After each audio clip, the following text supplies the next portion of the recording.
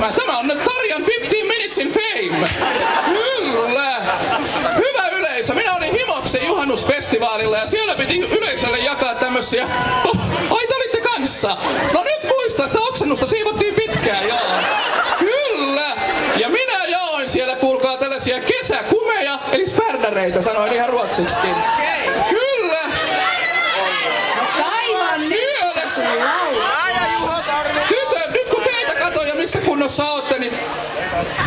En tiedä, ei varmaan ole käyttöä millään kumilla tänä iltana, mutta... Ai että! Kyllä, minä jaoin niitä kumeja Suomen kansalle. Ne oli erittäin hyviä, ne on Anna Puu ja Mika Häkkisen testaamia.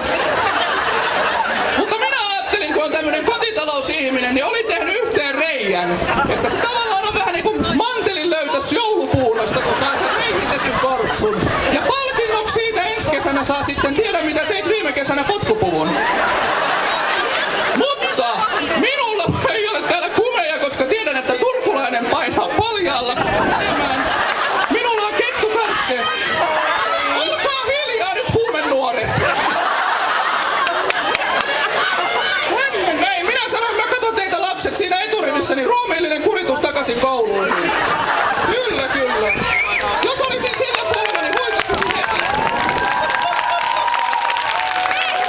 Tässä on Tarja sulle. Oi ihanaa. Ota poskeen. Ota. Kato. No niin, laitat suuhun nyt siitä. Suut makiat. Piti vaan testata, kun ei sun päivä olisi mennyt vanhaksi. Mitäköhän Niin se voi tänne olla... muuta on ängetty? Ängetty en tiedä, mutta kaikki on ängetty, mutta se voi olla, että teikäläinen ei kohta änget torttua, vaan ihan varpusparvea tulee.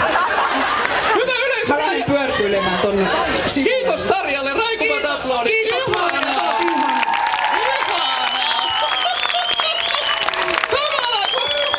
Ei kuule omaa ääntään, täälläkin täti viheltää, niin nää on nuorisofestarit.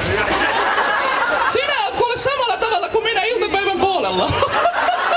Ruumisarkku on lähempänä kuin lähipuhelin. Mut se on hyvä kuule, että ei nyt nauttia elämästä ole tullut tänne näin. Ai että! Kyllä, mut se täytyy sanoa, että minä kun on levylaulaja, Asko Kallonen väänsi kättä selän taakse, että nyt mainostat sitä levyä siellä festareilla, että hän saa Fyrkendalin tilille. Minä sanon, se maksaa 20 € kaupassa. Hankkikaa se, jos törmäätte minuun täällä Turun kaduilla, pyytäkää minulta nimmari siihen. Minun nimikirjoituksen jälkeen levyn arvo on enää 10 €. Kyllä.